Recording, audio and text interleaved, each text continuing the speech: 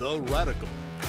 Fundamental principles of freedom, rational self-interest, and individual rights. This is the Yaron Brook Show.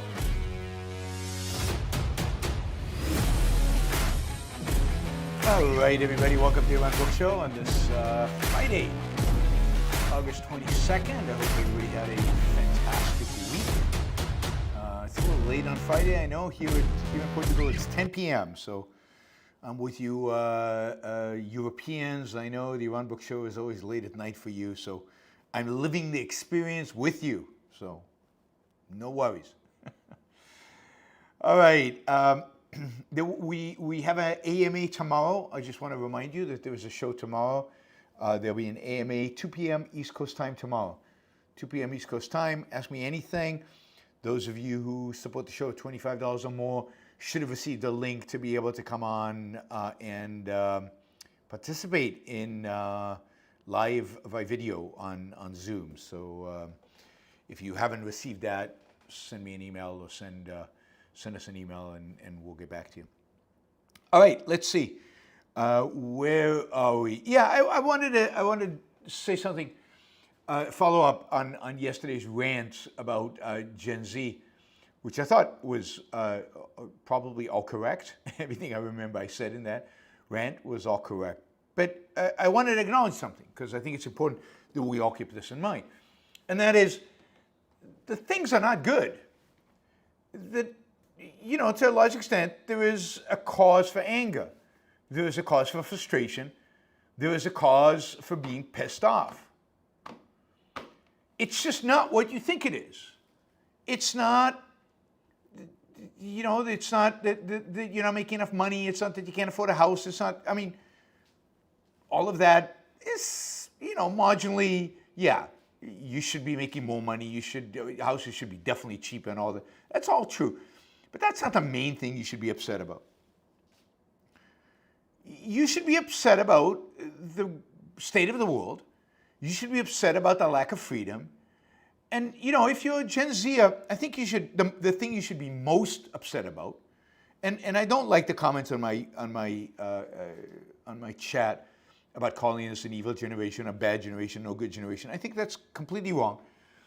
You know, this is I don't know about the generation, but there are great individuals within this generation. And what you should really be pissed off about, primarily, is the education that you got. You got conned. Your education is at best, if you went to really good schools, and I'm sure many of you did go to really good schools in a context, is at best mediocre. At best. You have wasted 12 years in school or longer, unless you went to early education in Montessori. You wasted many years, and many of you, I'm sure, were bored, frustrated. Many of you might have even been drugged because it was easier to drug you than to deal with you in school.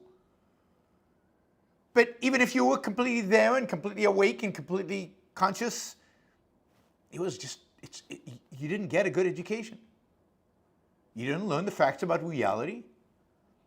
You weren't encouraged to think for yourself. You haven't had any kind of experience with life and with work and with production, and, you know, unless you went out there and did something by your own initiative. But our educational system, in many respects, and this is maybe the ultimate cause of your frustration, the educational system has not prepared you for the world, has not prepared you for life. Now, I don't think it did that for me and for others either, but I think every generation it's a little worse because the education system is not getting better, it's getting worse. So it's not that everything in the world is okay, and it's not that you are okay. You should be frustrated. You should be looking for alternatives, and maybe this show is part of that.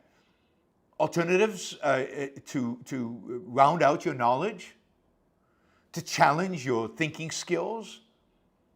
You need to be seeking out experiences by going out there. going out into the world and living and trying different things, experiencing different things. You know, you're a generation that by most accounts does not spend a lot of time with friends, does not spend a lot of time, in a sense, exploring, is not having sex. That's a bad sign. Not having sex, that's not a good sign. I know the conservatives are loving it, but I don't. I don't think that's good at all. You are not you're not risk takers. As I said before, entrepreneurship is down, innovation is down within this generation. So there are real problems. I blame those problems on our educational system. So if you want to be frustrated, that's where your frustration should be targeted. And the way to get around that is self-educate, self-correct. If you will do one thing, read Ayn Rand. Go read Ayn Rand. Go read Atlas Shrugged and The Fountainhead. Get inspired by great literature, by great philosophy, but by great stories, by great heroes. And, you know, recalibrate. Recalibrate. As I said yesterday, stop whining and figure out what you need to do in order to overcome the burden of the educational system that you got. And then go out and live. Live, live, live. Stop blaming cell phones. Stop blaming social media. Stop blaming technology or blaming adults or blaming boomers like me. Take responsibility for your own life. Go live and go experience stuff. Take some risks. Challenge yourself. Don't listen to your teachers. And learn. Go study. I don't know, find good sources of knowledge. And read Ayn Rand. Number one recommendation is read Ayn Rand. And don't rush through it. Read it properly.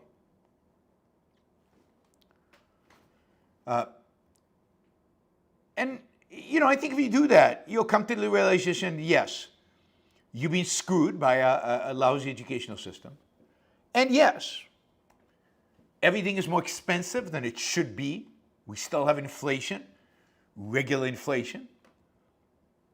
And while wages are mostly keeping pace with the inflation, inflation distorts prices, it distorts price signals, it distorts the market, it destroys investment and savings.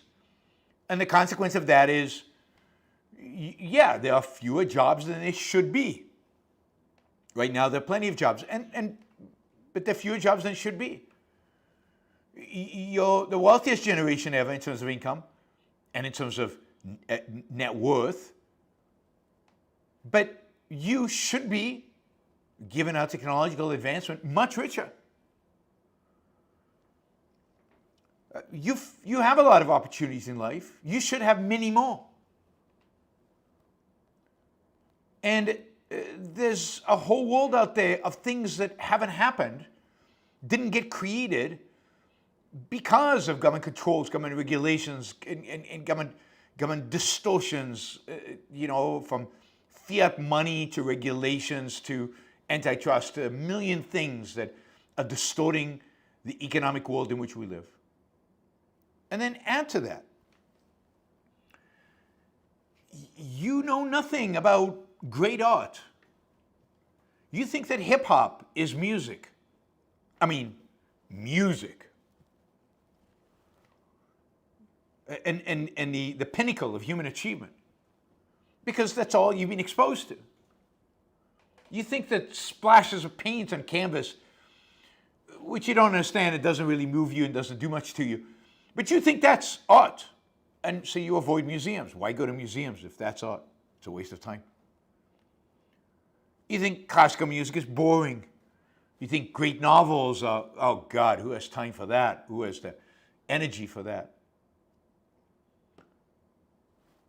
So you're poor.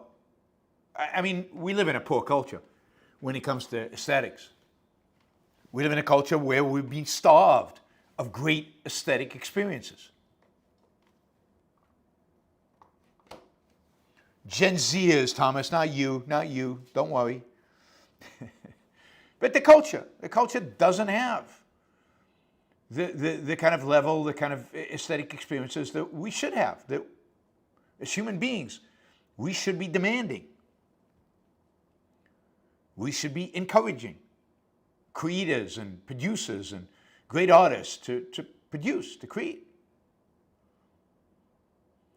But yeah, the one thing your iPhone does distract you from is an attention span that would allow you to listen to a symphony or to read a Victor Hugo novel and experience what an aesthetic experience can really be. Yeah, more than just a rave, a mindless rave. So yeah, there's a lot to be upset about. There's a lot to seek better. You should be pissed off at the culture, at your parents, at boomers, at the silent generations, at Generation X, at everybody. Yes, the pinnacle of movies is superhero movies. Which one? The 27 ones that come out every season? Now, a lot of that is you can fix, because a lot of that you can re-educate yourself. You can discover great art. You can discover great aesthetic experiences. You can do the work if you choose to. Just like you can find a job if you choose to. You can even, and I know this is hard to believe, you can probably even find a girlfriend if you're male, boyfriend if you're female. I hear less complaining for women, but then I have a lot fewer women who watch my show than men. This is a male-dominated show. Not a male-dominated chat necessarily, but certainly a male-dominated viewership of the show. You can find a girlfriend if you work at it. If you work at being the best that you can be, if you work at your own self-esteem, then there are women out there that you can admire, that you can respect, that you can be attracted to. So, channel your frustrations to where it needs to be. Channel your frustrations to the real challenges our culture presents to you.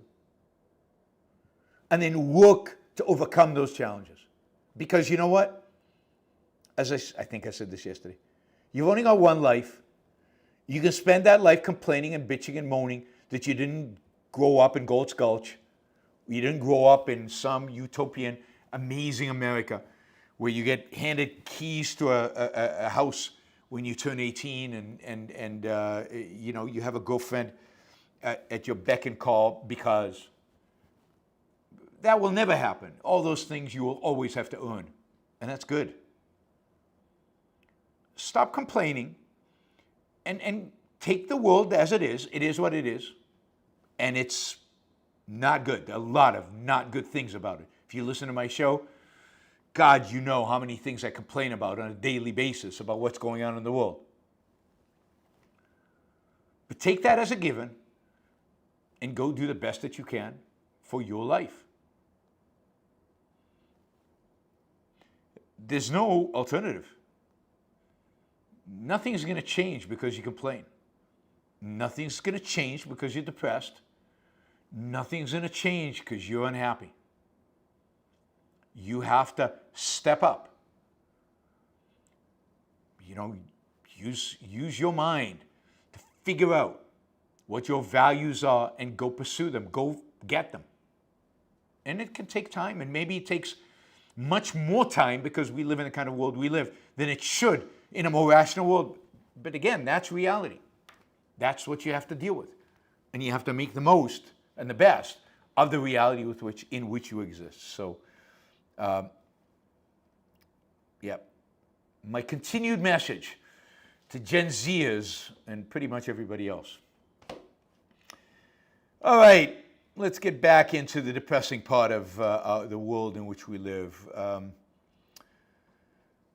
John Bolton, remember John Bolton?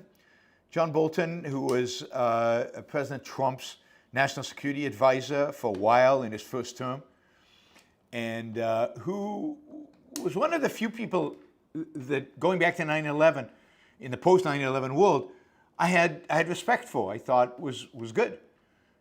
He was never a conventional neocon. I think he was much better, much more realistic, and had a good grasp on the threat that Islamism constituted. It was much more realistic about what could and couldn't be achieved in Afghanistan and Iraq, and had a much better, healthier approach to fighting the war. Was generally a good guy, and I was disappointed actually when he agreed to serve under Trump. He didn't last long, 18 months, because of that, because he's a good guy, and ultimately he constantly clashed with Trump. He clashed with Trump over Iran because John Bolton is principled and Trump is not. He clashed with Trump over North Korea more than anything because he is principled and Donald Trump is not. He thought meeting with the brutal dictator of North Korea was a mistake. He clashed with him on Syria and on Turkey and on the Kurds and on a bunch of different things. And pretty much everything, I think Bolton was right and Trump was wrong. When he left the administration, he wrote a book. And the book was, a scathing testament of what was going on in the Trump administration, how mindless, unprincipled, awful Trump is when it comes to foreign policy, and how disintegrated the whole administration was. The book initially had received a government reviewer looked at it and judged the manuscript to be free of classified information. On that basis, on the basis that it was cleared of having no classified information, it was published. Later, other officials decided that it did contain classified passages. As a consequence, the Justice Department at the time escalated the fight. Months after the book was published, it launched a criminal probe into Bolton's handling of the information, issued a grand jury subpoena for him and for his literary agent. And this continued as long as Trump was president. This investigation and the grand jury continued. Under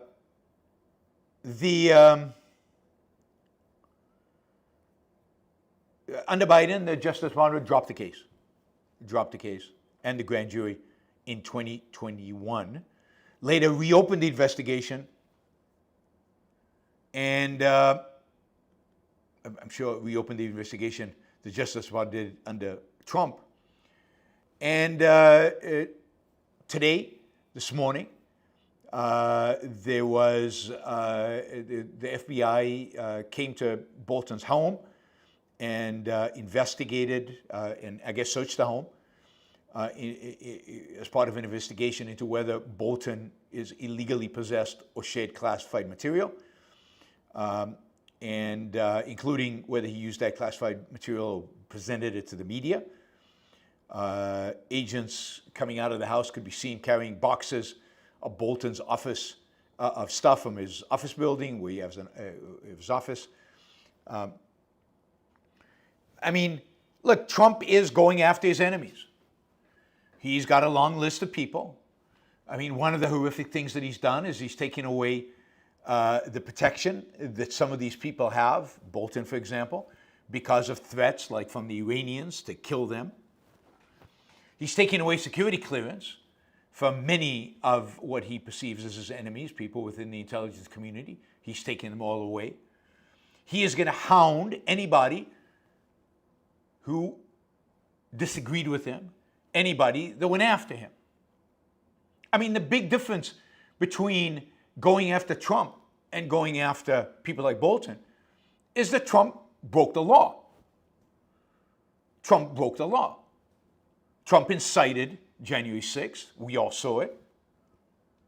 Trump actually had classified materials in his home, and he lied repeatedly to the FBI. And even when he kept hiding it from people searching. So he actively tried to hide stuff that was not his to hide. Trump did indeed commit fraud. Now, the penalty he got, $500 million on the one case of fraud, was completely nuts and out of proportion. Indeed, today a appellate court ruled, dismissed the penalty. They still held the fraud guilt, but they dismissed the penalty as exaggerated and ridiculous. He did, by all evidence, molest that woman. So the difference is that in every one of the cases, Trump actually did this stuff. Did he threaten or suggest that he was a threat to election officials in Georgia and encourage them to find missing votes? Of course he did. We all know that. So is it criminal? It would have gone to court and we would have seen. So while there's no question the Biden administration went after him with a certain zeal, he deserved it. Much of it, maybe not all of it. The fraud case in New York was probably overreach, and maybe there was one other case that was overreach at the federal level, but the documents case is a slam dunk, as many as the election interference case in Georgia, I think, is a slam dunk. Anyway, so I wouldn't compare this. Trump is taking this to a whole new level. He's not making people care. He's giving the executive powers that presidents in the future will use to take away your rights, to limit your freedom, to make this country a nightmare. Trump is setting the precedent, and we'll see this applied to other areas, for authoritarianism, whether he is an authoritarian or not. It's setting the precedent for that.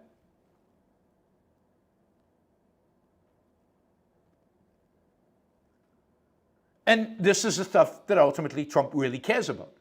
He cares much more about retribution than he cares about actually governing.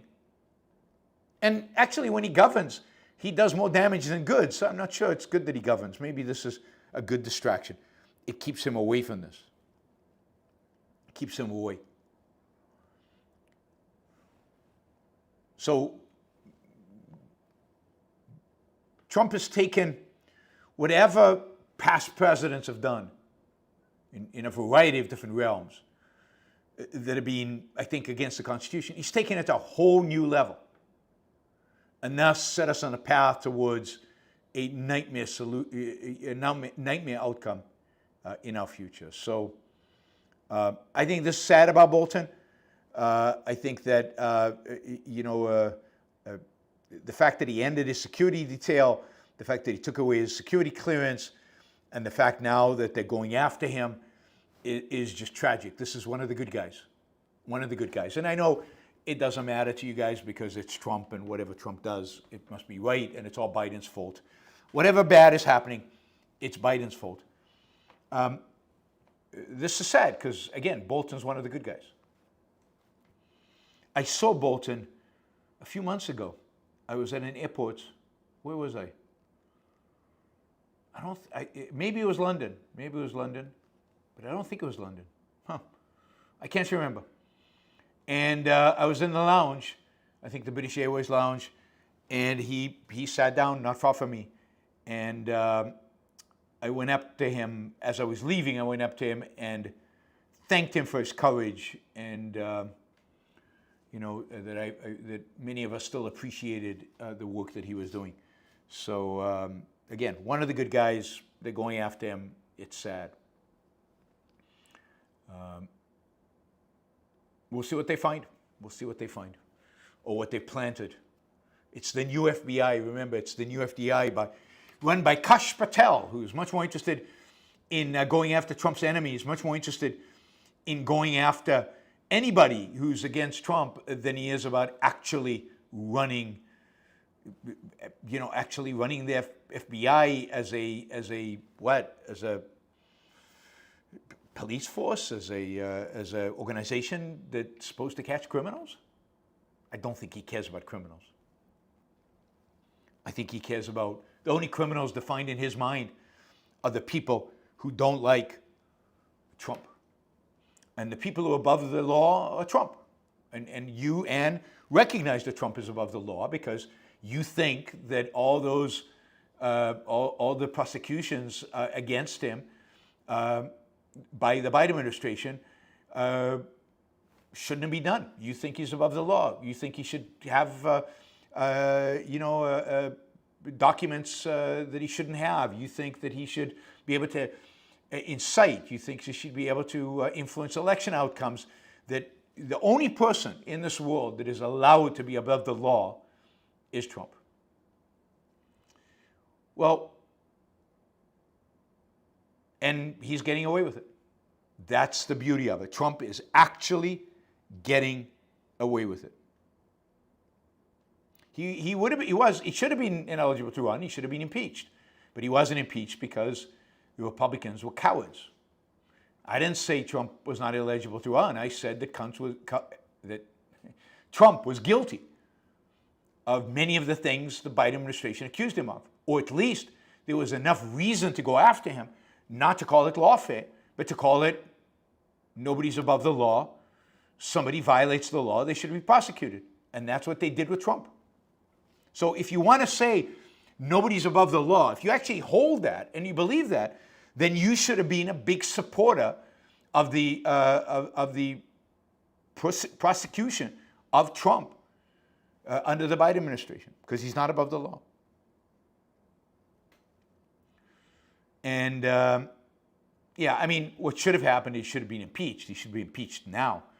I mean, he has committed so many impeachable offenses since he became president this time around that it's shocking that Congress has not even considered it. All right. Let's see. Well, but I'm not saying that he wasn't above the law. I'm saying you're inconsistent, Ann. I'm saying, but you're saying that Biden was lawfare. You're saying they shouldn't have prosecuted Trump, and you're saying he is above the law. You're saying that, not me. All right, let's go to his next crazy stuff, and that is the occupation of Washington, D.C. Now, the reality is that this is probably legal, what he's doing, because of the status of Washington, D.C. as, being under the authority of the federal government. Now, Congress still has to act within 30 days to make this legitimate. If they don't act within 30 days, giving President Trump authority over D.C., then this is an illegal action.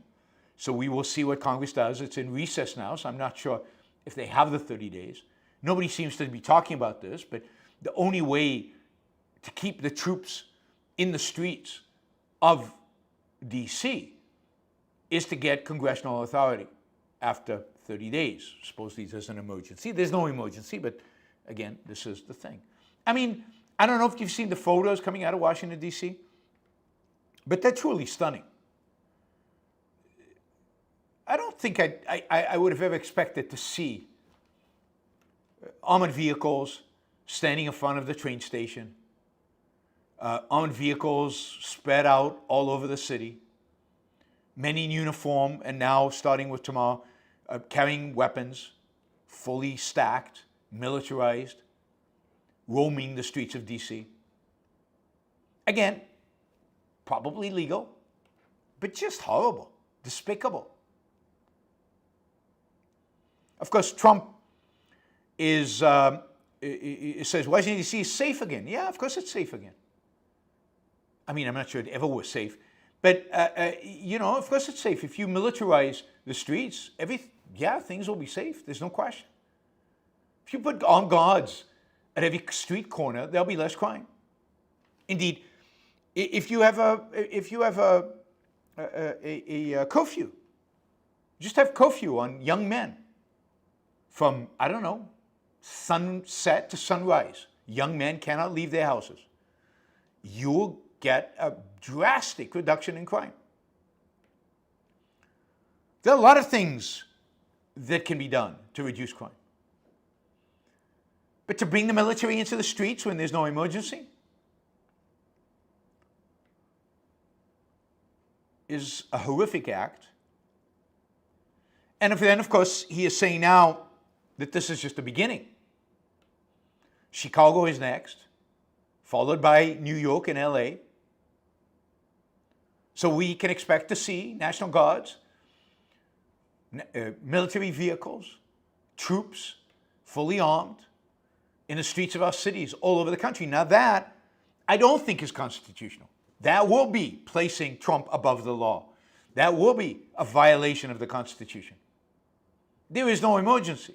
Now, in 2020, you could argue with riots in the streets in Portland burning and things like that. Maybe you could come up with a justification for using military force in the cities. That's not going on right now. There is no emergency. There's no crisis. Nobody's burning down the city. And yet Trump is threatening to use military force in the city of Chicago. I mean, New York is about as safe as it's ever been. It's safer than most rural countries, or many rural countries in the United States. It's not bad at all. Now, I don't know, I haven't been in the subways recently, but murders and violent crime is way down in New York City. Now, I know you don't believe the statistics, but your lack of belief in the statistics does not present any evidence to counter that. I mean, Trump doesn't believe in statistics either. This is what he writes. Washington, D.C. is safe again. The crowds are coming back. I don't think they ever went away. The spirit is high, and our D.C. National Guard and police are doing a fantastic job. They're out in force. They're not playing games. As bad as it sounds to say, there were no murders this week for the first time in memory. Mayor Muriel Bowser must immediately stop giving false and highly inaccurate crime figures, or bad things will happen, including a complete end. Total federal takeover of the city. Washington, D.C. will soon be great again. So, don't issue statistics I don't like. Talk about authoritarian thuggery. This is what every authoritarian in history does. Fire the guy who produces the statistics I don't like. The mayor publishes crime statistics I don't like. I'm going to take the city over. You dare to say New York is not that violent. Shut him up. I mean, it is, it's, I don't know. There's only so many times I can say it and so many ways I can say it. But this is really horrific behavior. This is America. America is not a land where you expect to see the military in the streets. America is not the land where you expect to see troop carriers next to train stations. I mean, unless there was a terrorist attack and, you know, we're being invaded or there's a civil war or something. But there isn't. None of that is happening. Crime is down across the board in America. And we're militarizing policing. I mean, it's bad enough when the police have armored troop carriers and bazookas and, you know, all kinds of fancy weapons. Now we're bringing in the real guys, the Marines, the National Guard, the soldiers. It's, you know, this land of the free? Not so much. Land of the controlled, land of the fearful. And we're the American people. Why are they not in the streets protesting? Why are they not upset by this? Why are they not objecting? I think one of Trump's great tactics, amazing tactics, is he floods us with so many violations of the Constitution, so much stupidity, So much anti-Americanism that we don't know what to respond to, right? Which one do we pick up? Like today, I had such a long list of things I could have talked about, and I just had to be selective because you can't keep track of this guy. And nobody calls him when it's a complete loser. Like the whole Russia thing is disappearing from the news very, very fast because he failed. Nothing to see here. All right, talk about unconstitutional, but primarily anti-American, really anti-American. Trump now has formally said that Intel, the company, has agreed to give the U.S. a 10% stake in its business. So the United States now is going to be the largest shareholder in the country's premier, I guess, used to be anyway, chip manufacturer. We are now owning the means of production. As I said, I think yesterday, Trump is a much better and more ambitious socialist than Mamdani. I mean, all Mamdani can come up with is a grocery store. Trump's going for the jugular. I want the state, government, to produce chips. Now you say it's only 10%, but it's everything. As soon as the government steps in, it controls. It has endless cash to pour into the business. It has regulatory power. It has the power to regulate your competitors as well as yourself. The government controls. So here's a list of things that make this takeover of 10% of Intel shares by the government a bad idea. 6 reasons. This is all from Scott Lincecum. 1, it's bad for Intel's long-term viability, as politics, not commercial considerations, increasingly drive its decisions. And of course, foreign governments are going to target it. Foreign governments won't want to do business with it. And it completely eviscerates our higher ground when we complain about other countries subsidizing their industries. State-owned enterprises in China, well, we have them too. We're all China now. That's part of my theme. 2, bad for Intel's competitors who are suddenly competing against it and Uncle Sam for customers, capital, etc. And this is not just chip manufacturers. We're talking about anybody in tech. Capital is limited. And now Intel, which was a dying force, which, new players were rising of more significance, more productive ability, and replacing Intel,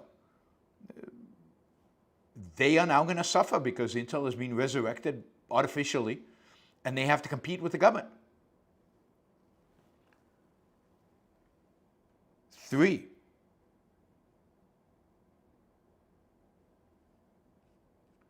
bad for Intel's customers, who now must fear and may face pressure to buy Intel's products, regardless of their merits. Intel still can't make a really top-end chip, right?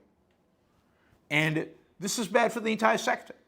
If customers have to buy second-rate chips because the government stands behind it, and the government's putting pressure on them, then the entire tech sector is going to be worse off. It's going to cripple them. It's bad for other U.S. companies, this is number 4, that took government subsidies. Are they also going to be now? Is the government also going to take a stake in them? Should they return the money? Could they lobby and maybe prevent the government taking a position in them? 5, it's bad for companies, industries plausibly linked to national security. Not only might Uncle Sam pressure them, but investors may think twice about them and instead look elsewhere for less risky targets because the government could step in and take them over at any time, because it's national security after all. And of course, remember, a lot of these companies that depend on the government, I mean, the government might, for example, turn to defense contractors and say, you want the government's business? You have to buy chips from Intel. But the chips are not as good as the one from NVIDIA. But Intel, that's an American company. That's a real company. None of this NVIDIA stuff. It's bad for U.S. exports. Sales from Intel, now a state-owned enterprise, might be deemed government subsidies by foreign governments, which could then slap countervailing duties, tariffs, on U.S. goods containing Intel chips. This is what the U.S. government did for years for state-owned enterprises elsewhere. This is a horrendous move. It's, in this format, it's unprecedented. It's going to harm U.S. companies, U.S. tech, the U.S. economy. And the winners in the chip industry, which are like NVIDIA and Apple, they're the winners. Why is the government bolstering up the loser? Who needs the loser? TSMC, one of the great companies in the world. We shouldn't be creating a competitor for them artificially. We should be securing them and making sure that we can continue to buy from them forever. Protect them from, and encourage them maybe to build closer to the United States and away from Asia.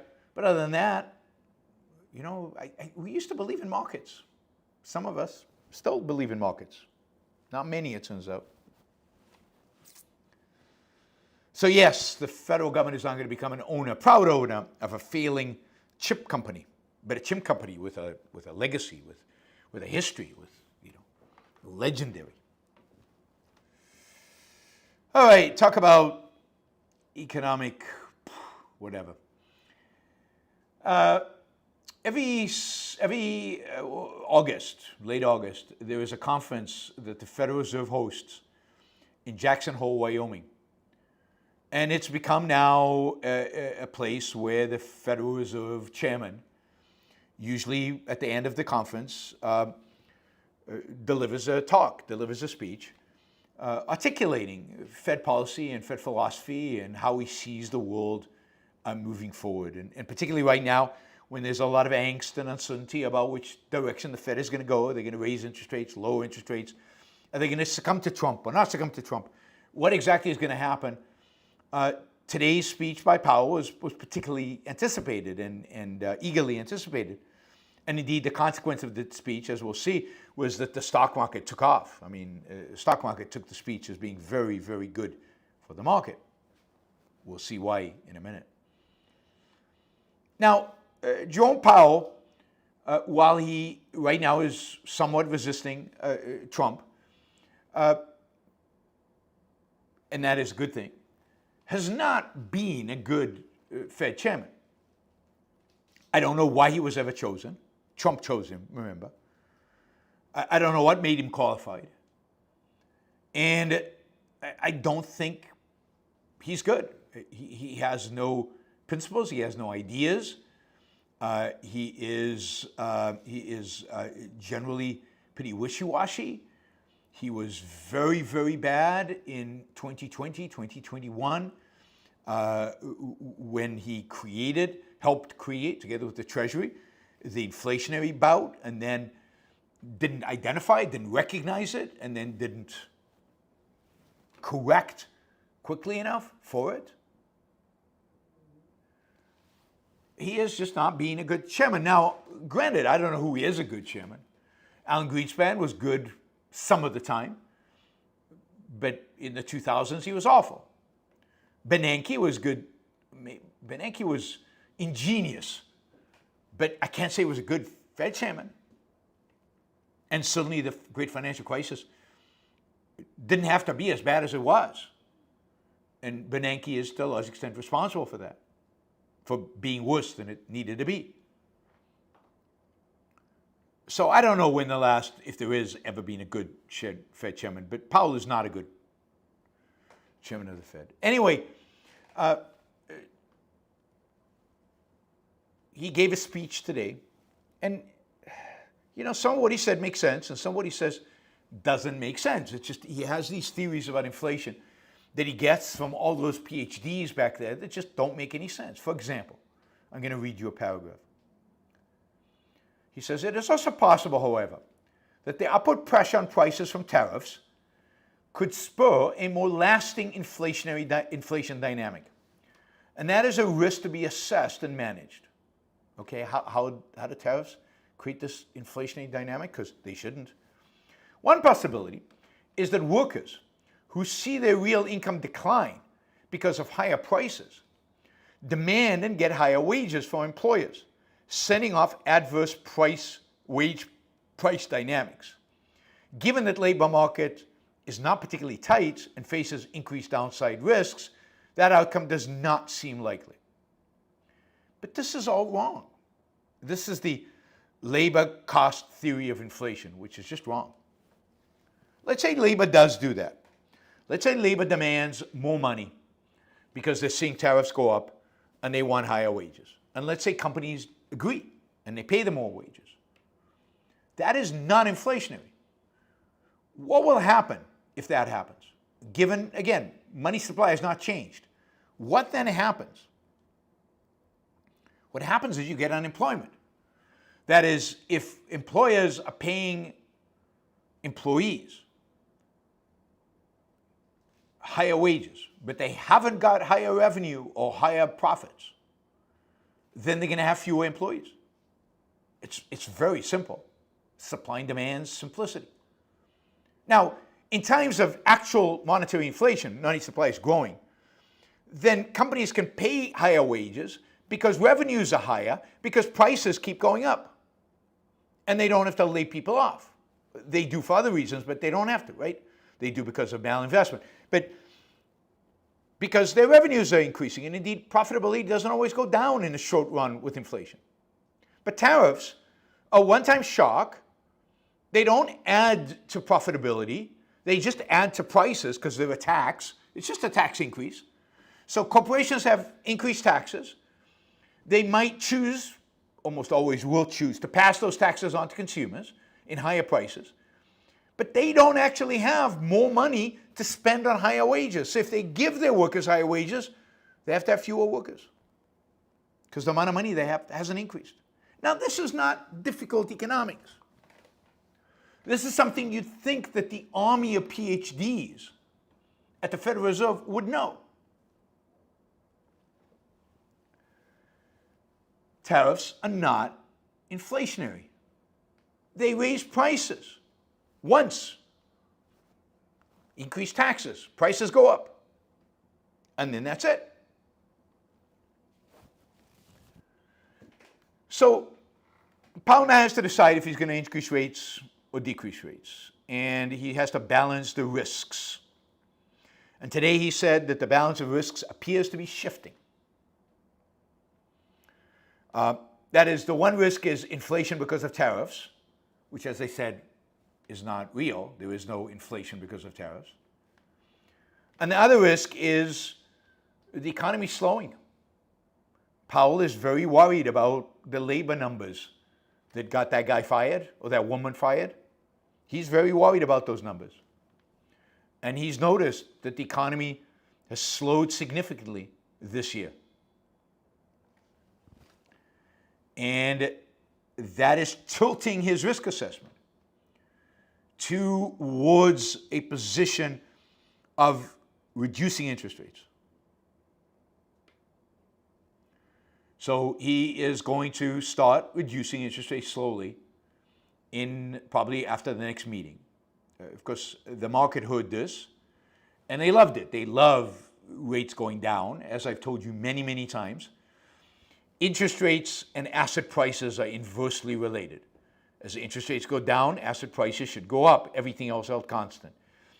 If interest rates go up, asset prices should come down, everything else held constant. Nothing is ever constant, but that's the general relationship. So A slowing economy, trouble with labor, trouble with jobs should result in lower interest rates. But this is the problem. What if there is inflation out there, not because of tariffs, but because of monetary policy? What if there's inflation out there because M2, measure of the amount of money in the economy, has been increasing? What if the problem is that there really is inflation? And now you lower interest rates, encourage spending, encourage investment, that increases money circulation and therefore increases inflation. And now you've got a slowing economy and inflation. I mean, the danger that he faces is stagflation. There is a strong argument to be made that he should be raising rates until inflation, or, well, maybe not even touching rates, but shrinking the money supply, which he can do without touching rates, by shrinking the balance sheet that the Fed has, or raising rates, which would increase reserves and therefore reduce the amount of money circulating, until inflation is crushed, and only then lower interest rates and encourage economic activity.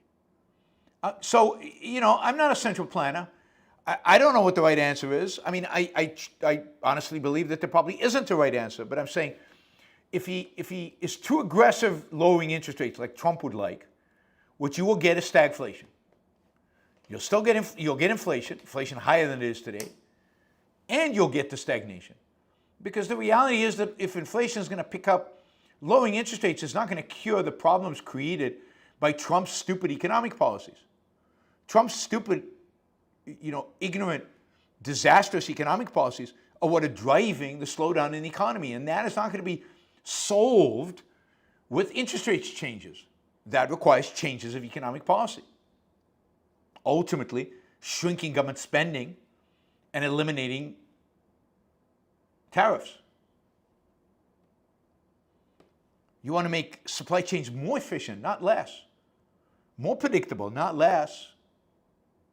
I mean, the bureaucracy and the hell that is now being created around trade is a disaster economically. It's completely unnecessary. None of this needed to happen. The economy would have done fine without the tariffs. The tariffs are slowing it down significantly and raising prices, not inflation, but raising prices for all of us. So we are poorer and the economy is slower. What should the Fed do? I don't know. There's no right answer here. I think it should shrink its balance sheet. I think it needs to shrink M2. It needs to reduce the money supply somehow. Whether that means increasing interest rates or not, I don't know. But it needs to shrink the money supply and crush inflation. That is its primary target. The economy might go into recession, but so be it. Come out of it on the other side. The primary responsibility, number one responsibility of the Fed, is no inflation. But I don't trust any of the analysis, because the reality is that, as the quote I gave you from Powell, where he attributes inflation to rises in wages, these people don't know economics. Sorry. These PhD in economics at the Fed who advise Powell don't know economics. And he doesn't know. I mean, I always thought he was clueless. I've never been a big fan, right? According to Powell, GDP growth is at an annual pace of about 1.2% for this year, which is about half the pace under Biden. The economy under Trump will grow about half what it grew under Biden. I don't know what you want to do with that. Do with that as you will. All right. Oh, tariffs. Quick story on tariffs. Just a reminder before we get to tariffs, these next few topics are going to be pretty fast. I'm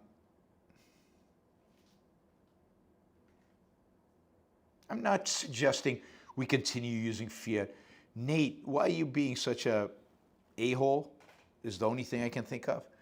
I'm suggesting getting rid of the Federal Reserve and privatizing banking and getting completely off of fiat, 100% non-fiat currency. That includes Bitcoin, by the way, which is a form of fiat currency. But I'm proposing a complete separation of government from money. And since that's not going to happen, this is what I'm proposing for tomorrow, next week, next month. So unless every time I talk about the Fed, I say it should be abolished, unless I say that every single time I talk about it, I'm pro-fiat money and I'm pro the Fed. The debt, cut spending and pay it back. Why is that a problem? I mean, my economic policies are pretty known, right? And by the way, if you want to ask a question, there is a super chat. But stop misrepresenting me. It's dishonest. I mean, it's one thing if you were completely new here and didn't know anything about the Yaron Brook Show, but Nate, you've been here before. You know my views.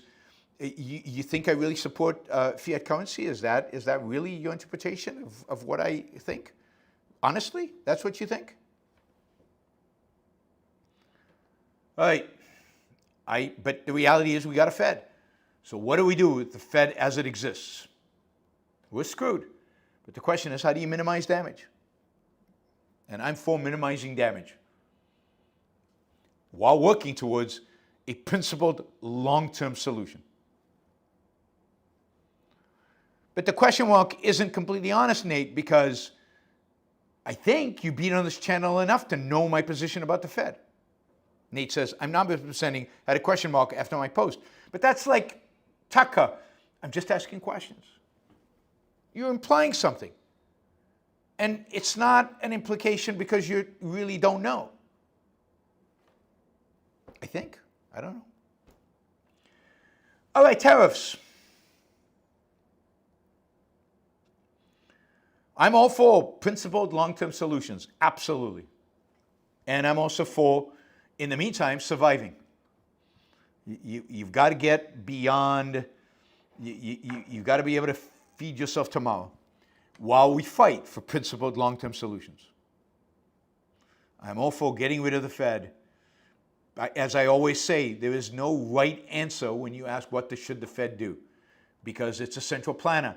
And central planners have no right answers. There are only answers that are more damaging or less damaging. But there are no good answers. There are no right answers. And I'm trying to suggest what the less damaging are while we fight to get rid of the entire institution. Okay, so I believe you, Nate. So I believe that the Fed should not exist. I think that government should not print money. I think that we should be on a private banking gold standard where private banks issue currency like they did in the 19th century based on gold reserves or Bitcoin reserves or any reserves that the market will accept. And because as long as the Federal Reserve is a central planner, it can only do damage. And as a consequence, the question is, as I said, is the damage going to be great or is it going to be small? So that's my position. If you're interested in more on that, I think I did I've done shows on this Federal Reserve. I've done shows on money. I've done shows on interest rates. You can just search Yaron Brook Federal Reserve and you can find those shows. Also, I just did a whole 8-hour class for the Peterson Academy on money, which will be out later this year. So it might be worth people's while to sign up for the Peterson Academy just to take that class. But there'll be 5 on there soon. So my corporations class, kind of a history of American business, which is really good, if I say so myself, and I think you'd all really enjoy it, is going to be out in a few weeks. So they're getting ready to publicize it. So hopefully some of you are signing up. Or maybe wait until I have 5 courses on there, and then you get a good bang for your buck. Tariffs. Who benefits, who loses? Well, there's a good story in the Wall Street Journal today that basically argues, yesterday actually, argues that it's big business relative to small to medium-sized business that can handle tariffs better. Why can they handle tariffs better? They have more capital. They can absorb losses for longer. They can lobby government to get exclusions. So in this environment right now, Walmart and Amazon and companies like TJ Maxx are absorbing some of the cost associated with the tariff, keeping prices low, in that way taking business from their competitors who cannot afford to do that, who are passing on the cost of the tariff to their customers.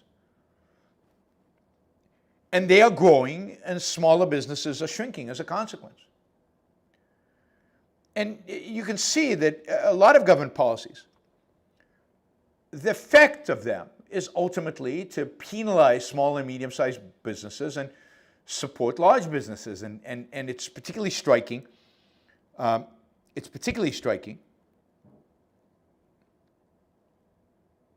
That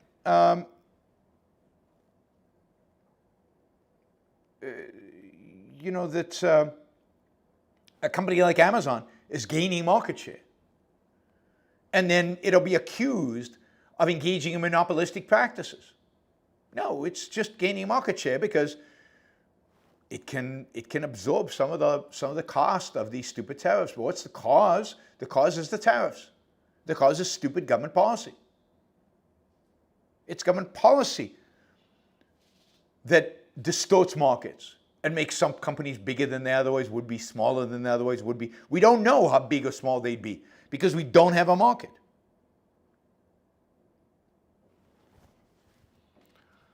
So, Target is struggling right now, and Walmart is taking advantage of that fact. And again, Walmart is in a position right now to be able to absorb some of the tariffs. Remember, Trump kind of asked them to. Now, at some point, they won't be able to.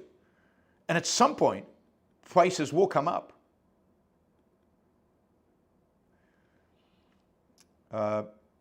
Home Depot and Lowe's are struggling right now.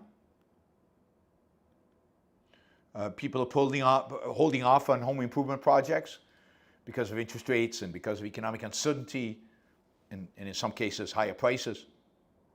So retail space is being shaken up by the tariffs. Changes are indeed happening.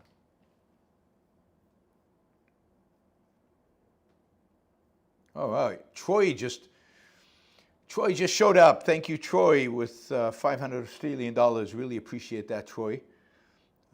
Thank you. We will get to Super Chat in a little bit. All right, a couple of final stories. We've got redistricting. You probably all know Texas signed the redistricting bill. Democrats ultimately came back to the state. State legislature voted to redistrict. The governor signed it, basically not completely guaranteeing, but increasing dramatically the odds that they will gain 5 seats in the coming election. They might be negatively surprised. There are quite a few Hispanics in Texas that are unhappy with the fact that they voted for Trump last time and might not be eager to vote Republican this time. We'll see. Anyway, California has done the similar thing. The state lawmakers submitted a new redistricting plan to the governor. He signed it. Now, in California, though, it doesn't go into effect immediately. In California, it actually has to go to the voters to get voter approval. So there's going to be, they just declared a special election on November 4th. They will ask voters to grant final approval to the newly drawn congressional districts. And I don't know how voters in California will vote on this. They might say, this is ridiculous. We don't want to play this game. The previous districts are fine. Why are you playing this? Why are you doing this? Or they might say, no, we're going to match Texas and we're going to correct this. I don't know how truly democratic, if there's such a majority. On a lot of issues, California doesn't vote Democratic. Remember, California is the first state to really abolish affirmative action at universities through ballot, through a ballot initiative. So it's hard to tell how they'll vote, but right now, if California passes this, then Texas will add 5 Republican seats, California will add 5 Democratic seats, and we're back at a stalemate, and nothing has changed. So we'll see what happens then. But this redistricting fiasco will continue. But again, California is going to have a harder time. All right, finally, you know, the UN, shockingly, surprisingly, I mean, completely surprising. I was shocked by this. The UN has now declared officially, before it was unofficial, now it's officially, that there is a famine going on in Gaza. Now they had to change some of the parameters and how they define famine exactly in order to make this declaration. But now they have assessed that there are famine conditions accidentally right where Israel has threatened to take over, that is the city of Gaza. So there are food shortages in and around Gaza City. Well, maybe that suggests that Israel should take it over finally, because the reality is that there's no famine in the 75% of the Gazan territory that Israel occupies. Israeli occupation actually guarantees that Palestinians get fed. The only reason Gazans don't get fed in areas that Hamas controls is because Hamas holds the food and doesn't distribute it to them. So the solution has always been the destruction of Hamas and Israel occupation of Gaza Strip. That will solve the humanitarian problem. That will solve the famine problem. Not that there is such a problem, but if there was. It'll solve the aid problem. I mean, Israel will provide security for the aid. It is just stunning to me how much these people lie, deceive, the extent to which their hatred of Israel is such that they're willing to make themselves out to be complete and utter liars on the world stage. And that the world, of course, doesn't call them on it because they're happy to engage in hating on the Jews.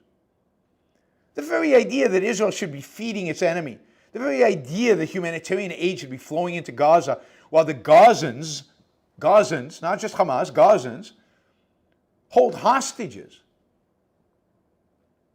The very notion that somehow Israel is responsible for feeding, providing water, electricity, and internet service to its enemies. Yeah, this is altruism taken to... Now, Israel is very mistaken. It should have never got itself into this position. This war should have been over a year and a half ago. It shouldn't have taken more than 3 months. It should have been quick, decisive, brutal, ruthless. And it should have been devoid of any humanitarian aid. But it could have been so quick that it wouldn't have mattered.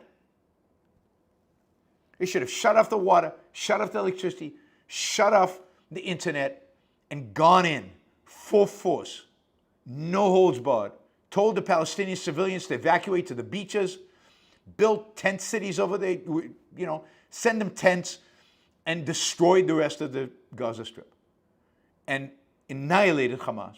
And I know many of the hostages that are alive today would be dead. I know that. And it's horrible. What I'm proposing is horrible. But it's the only way to guarantee the destruction of evil and to guarantee long-term security and to prevent more hostages from being taken. You know, Hamas values hostages so much that yesterday or the day before, they sent 18 Hamas fighters to try to attack an Israeli military position inside Gaza with the sole purpose of trying to take more hostages. Luckily, they were stopped and killed. Most of them were killed.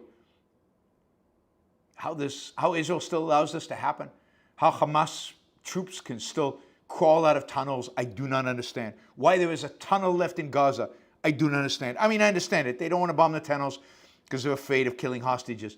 But that fear has crippled Israel, has made it impossible for it to win. That fear needs to go out the window. They need to do what's right. It's better late than never. It needs to happen. Otherwise, more people will die, and Israel will become a pariah in the world.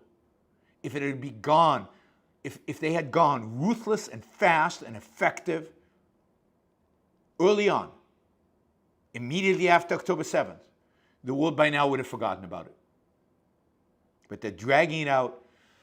Every week there's a new famine declaration, and Israel is in very, very, very bad shape internationally. All right, just for fun, can I show you a video? I know I didn't list it, but I keep thinking, I'm not going to show any more Tucker Carlson. It really is ridiculous. I mean, how many times do I have to make the point? But why not, right? I mean, he's setting himself up for this. Why not show you videos of Tucker Carlson? It's just, at this point, it's kind of required watching. It really is. Let's see how low, how deep into hell this guy actually goes. See, here's an example. I don't know when this was, what interview this was exactly, which interview this was. It doesn't matter because we're not going to see the guys interviewing. It's just Tucker riffing on something, but I think it's worth watching. In the category of Tucker descends into hell, and still has millions of people watching his show as he descends into hell. And some of them might be just fascinated by the fact that he's descending into hell, and others might be supportive of this. And if they are supportive of this, then you and I should be very, very, very afraid, because this is bad stuff. This is really scary stuff. Okay, here we go. Let me know if you can't, if the sound is good, or if you can't hear it, or anything like that. It's only 59 seconds long, but it's 59 seconds of gold, or dung, depending on how you view it. Well, you should know, Seth, that the real danger is Sharia law.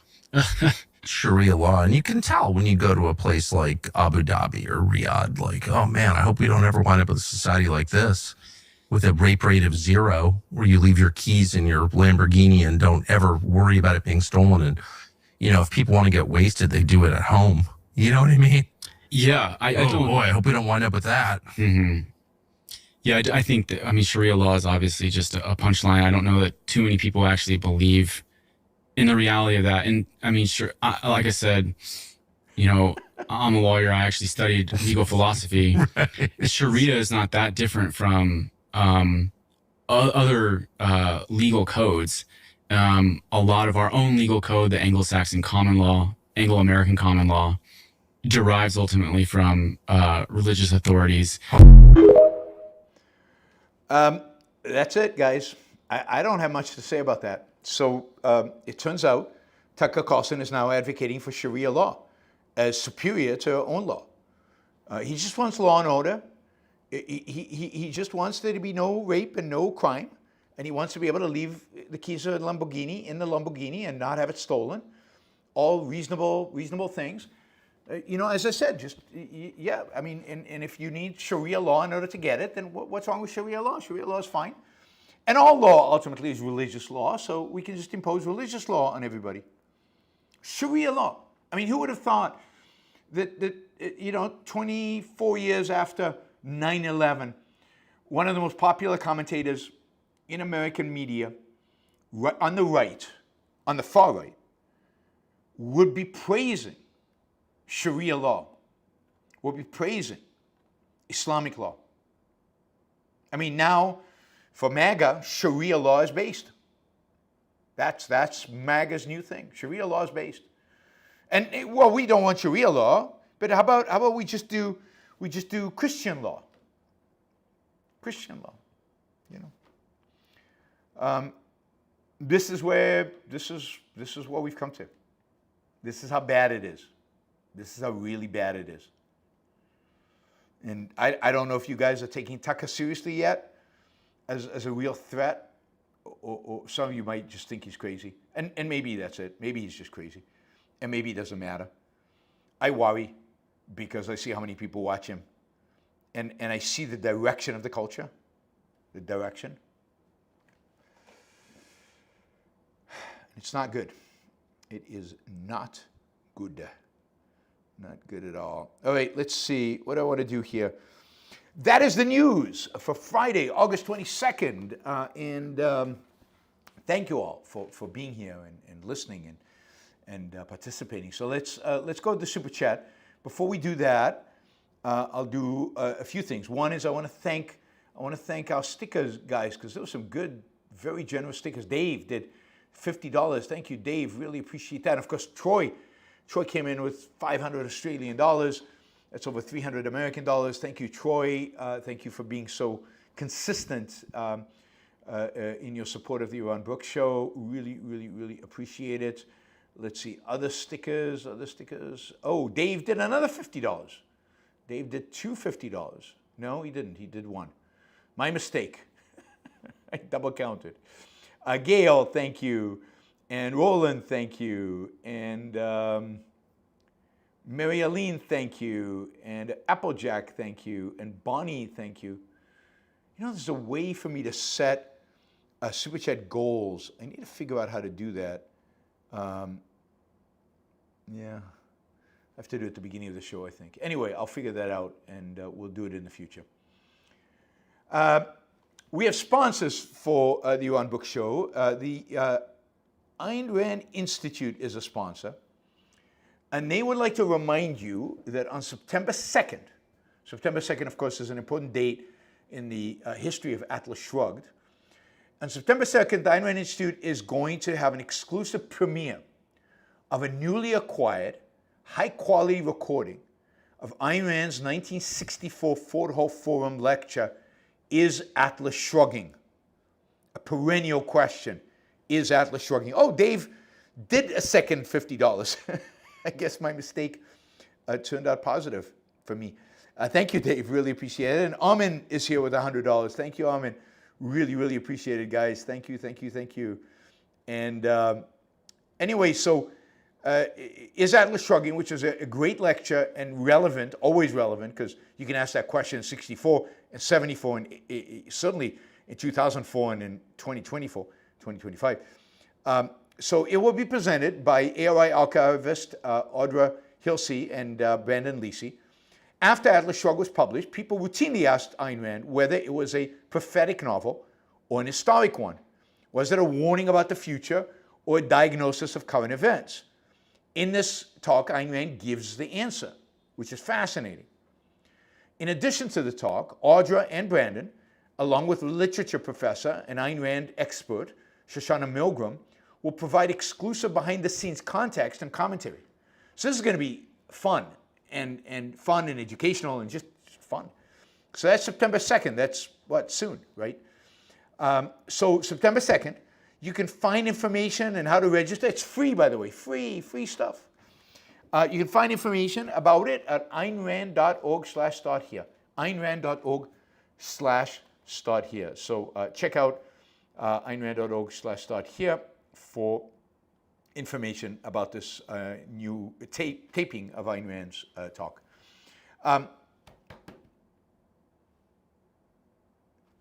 Hendershot Wealth has a product that if you have significant capital gains, whether in the stock market or in a business that you own and are going to be selling, and you have capital gains tax exposure, a product that can save you a lot of money. I mean, a lot of money on that capital gains tax exposure.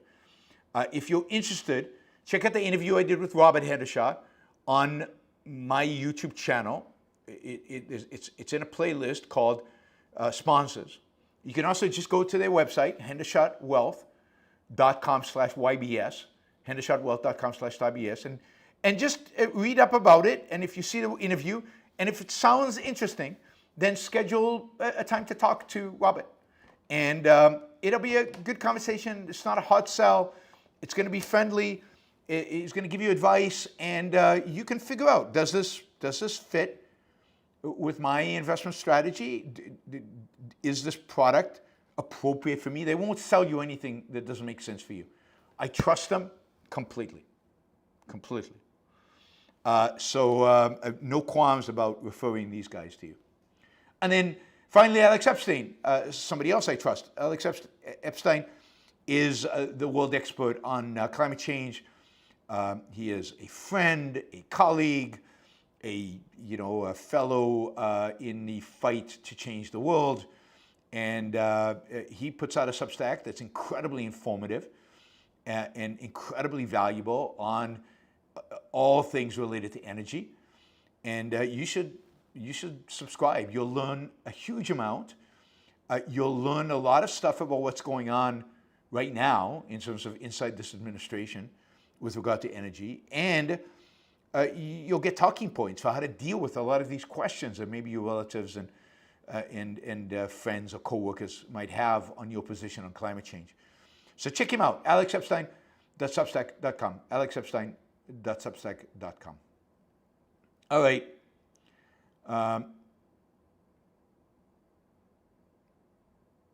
Let's see.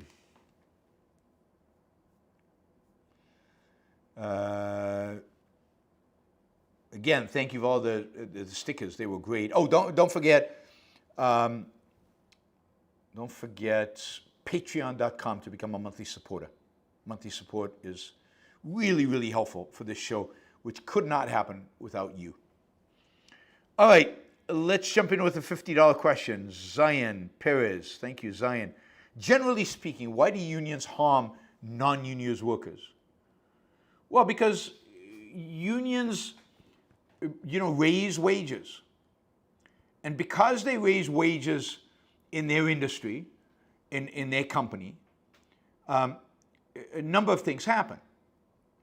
One, a number of different things could happen, but all of these is bad. One, there are fewer jobs.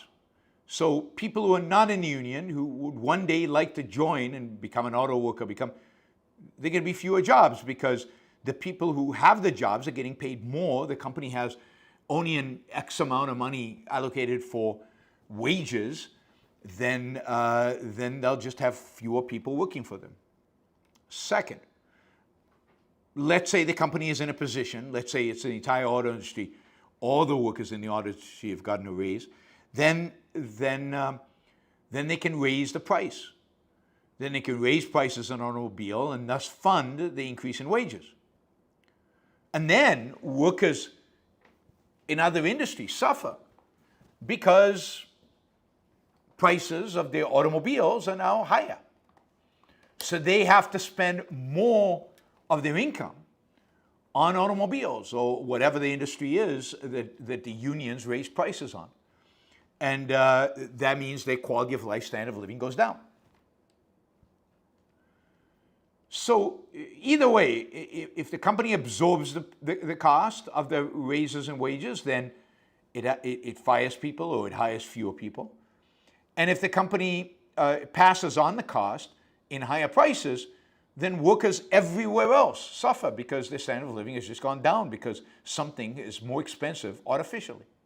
Not because productivity went up, then prices wouldn't go up if productivity went up, but because artificially the price went up in spite of the fact that productivity didn't go up.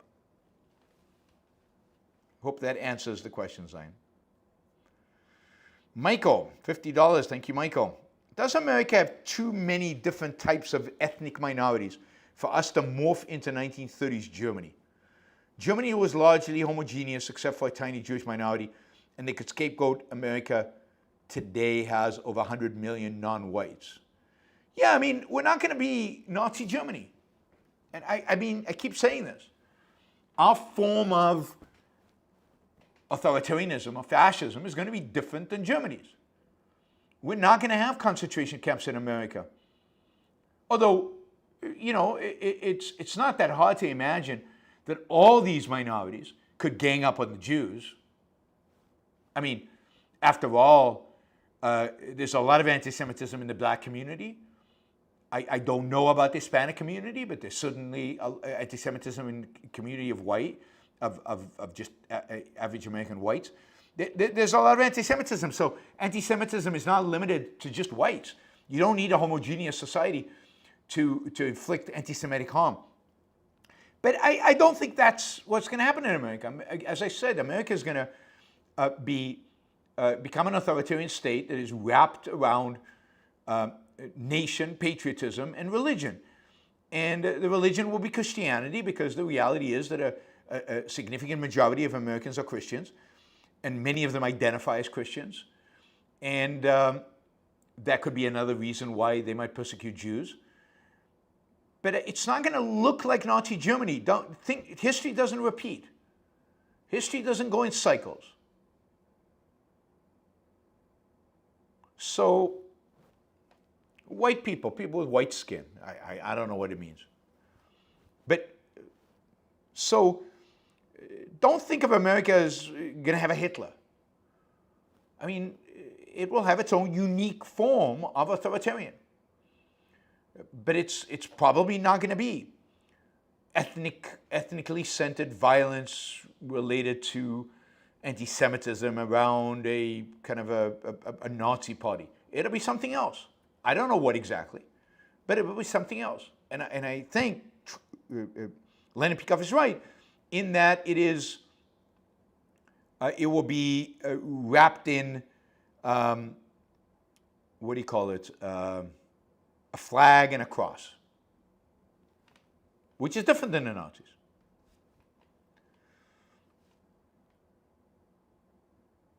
Rand, have you seen Shawn Ryan's interview with Blake Scholl? It's brilliant and thought-provoking. I have not. I really want to. I've heard it's really good.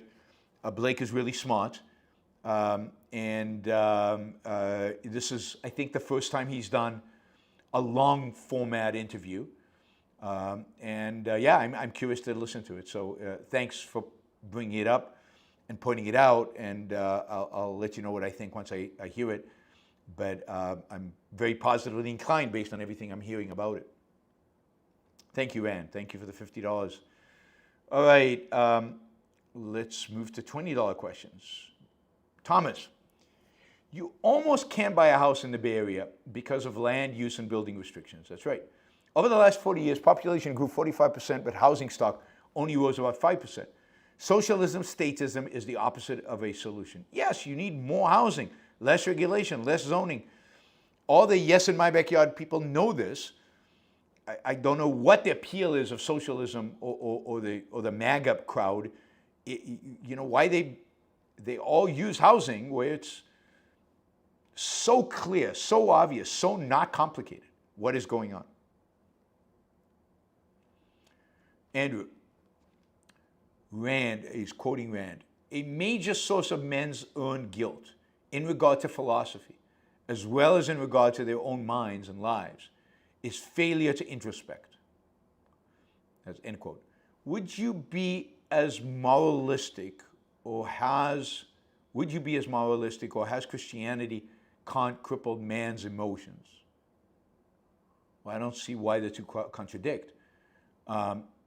A major source of man's earned guilt in regard to philosophy is failure to introspect. So, I mean, that makes complete sense, right? Introspection is available to everybody. And the fact that they don't introspect with regard to their own mind and with regard to how they came to the conclusions they're coming to is the reason, I think, it's where the ultimate evasion happens, and that's morality. And the reason why, ultimately, Christianity can't have the power they have over them.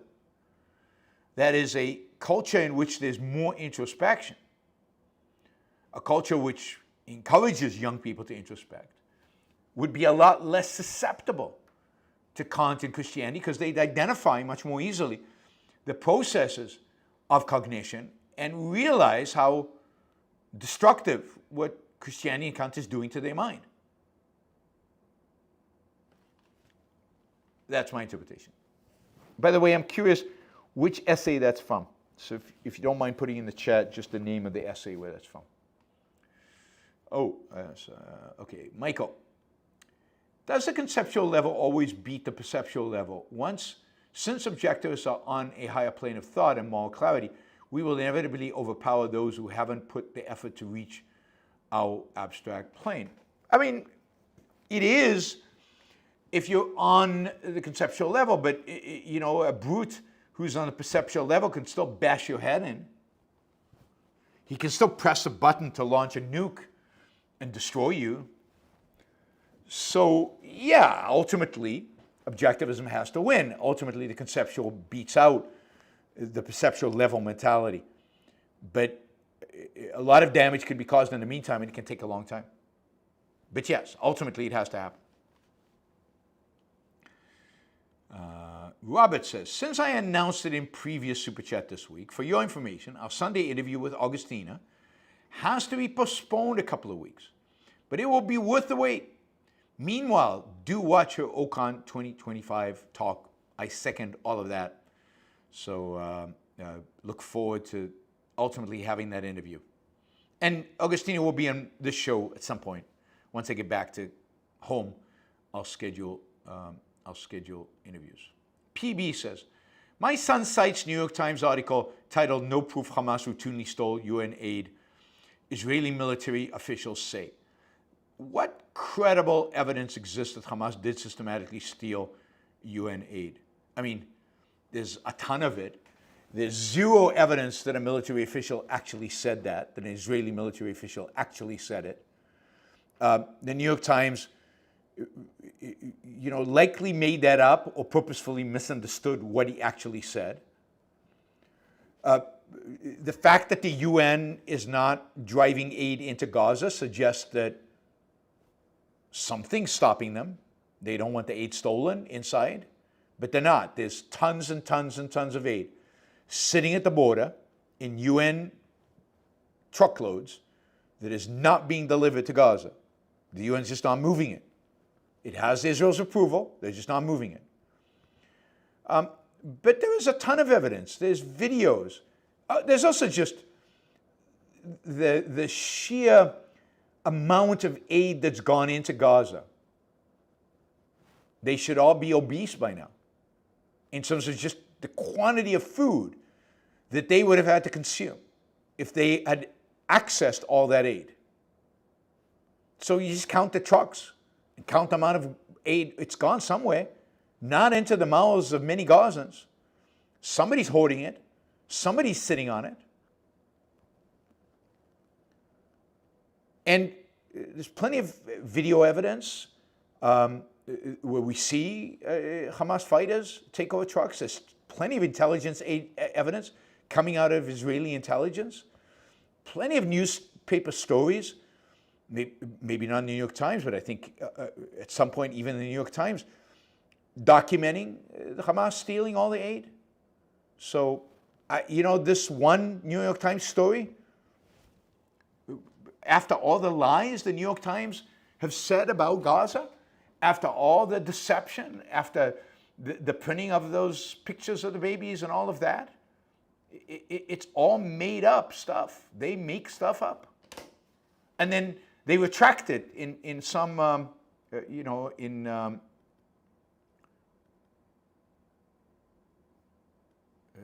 some recess, in some page 34 or something, right?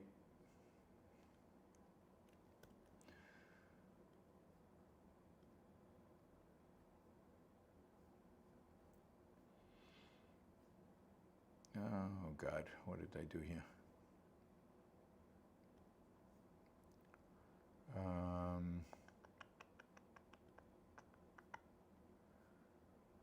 Sorry.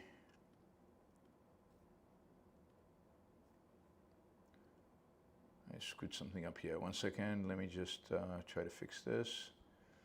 How do I log out?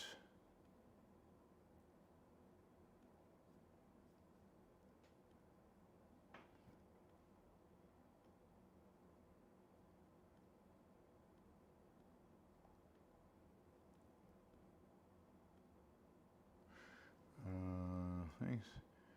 All right. Huh.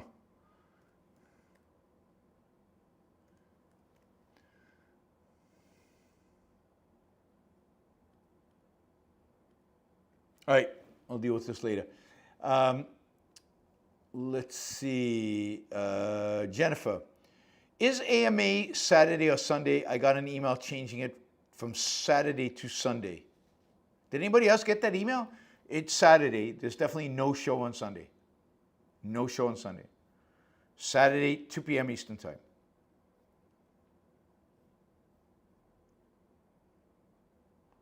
All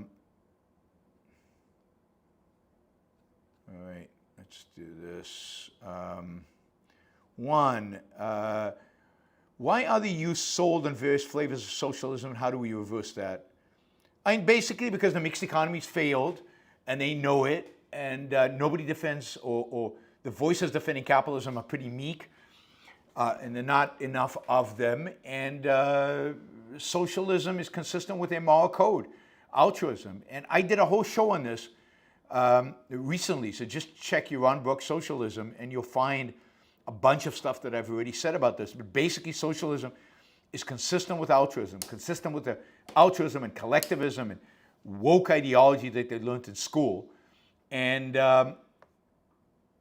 they know the system right now is bad, and they've only been exposed to one alternative. Only been exposed to one alternative. And that alternative is socialism. They have not been exposed to capitalism as an alternative. Esoteric dichotomy. Can you talk about goal setting sometime? I know everyone is different, but goals are helpful for drive, financial, intellectual, social, physical. I very much think I covered that in some of my talks on Yaron Rules for Life. So check those out. But yeah, I might do another Rules for Life around goals. So esoteric dichotomy continues. By goals, I mean books one wants to read, places to visit, social events to attend, career timeline. Most people are sleepwalking through life. I agree, and I talk about that a lot in Yaron Rules for Life. There's a whole playlist on Yaron's Rules for Life. I encourage you to check it out, and let me know if there's something missing from that. But I cover all these things around there. You need to have a plan for life. Just like you have a business plan, you should have a plan for your life. How's the deregulation coming along? Again, nothing big has changed. These things are very slow.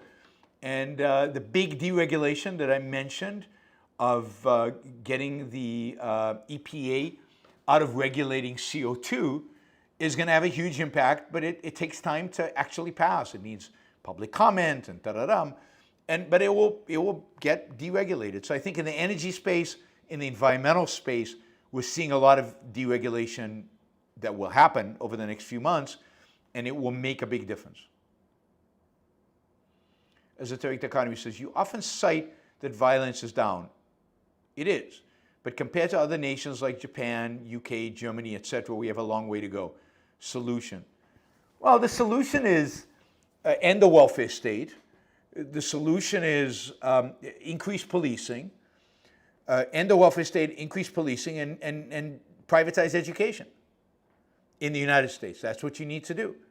And you need to solve the problem of the inner cities. I mean, violence is a very narrow problem, really, in the United States. In certain neighborhoods, in certain places, it is associated with poverty. It is associated with bad education. It is associated with limited opportunities.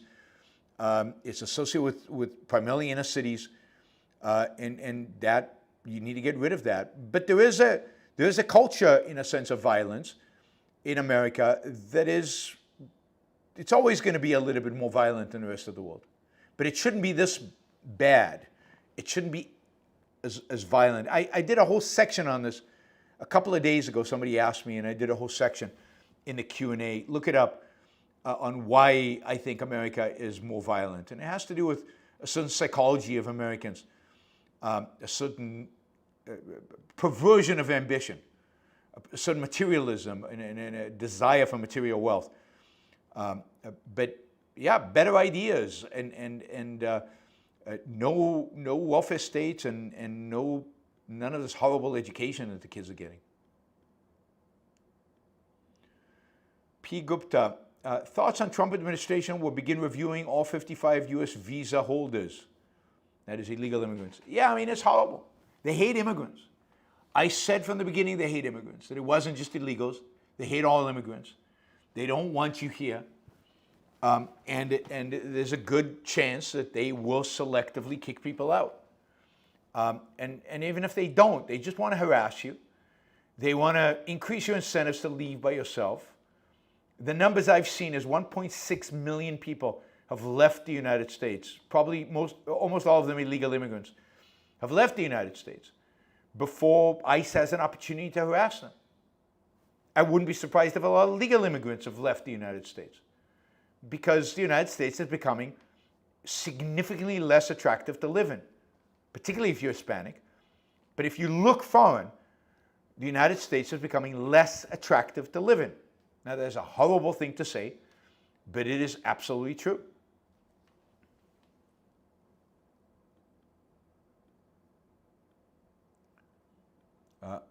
Frank asks, how could Cortland homes, this is from the Fountainhead, rent at the lowest price? Because they were efficiently and effectively built and designed in a way as to be built cheaply at low cost, and therefore could be rented out at a low rent, and the investor could still get a good return on his capital.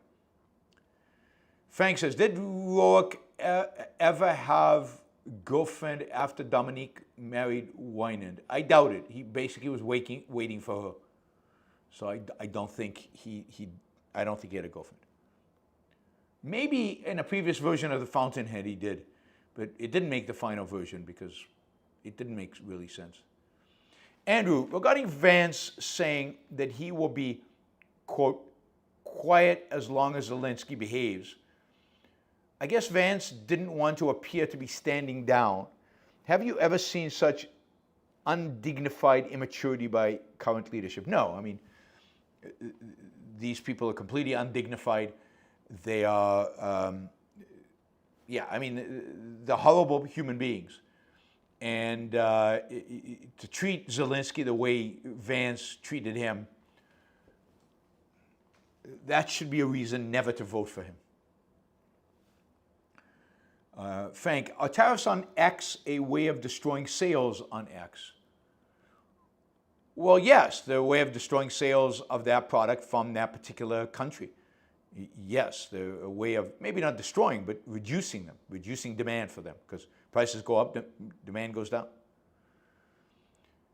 Michael, banishing every illegal immigrant will do what exactly to make all these MAGA losers' lives better? Nothing. It'll make their lives worse. Literally make their lives worse. And then the question is, where do they turn their hatred to? Who's next on the list of those to be hated and to be whose rights should be violated? So I don't know.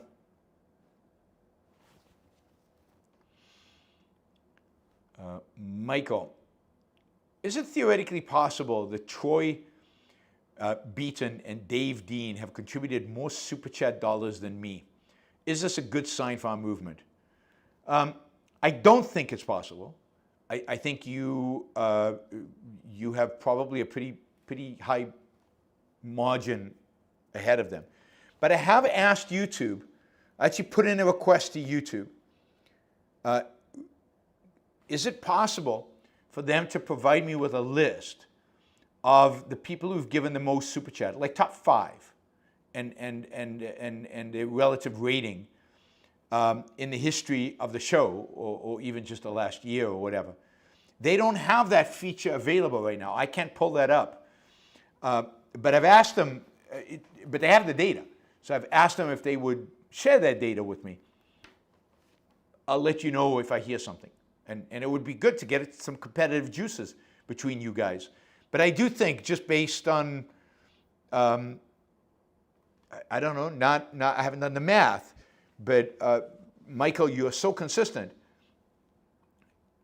pretty much every show, that, yeah, as much as Troy and Dave give, I think you give more. And but it is good. It's great to see more people having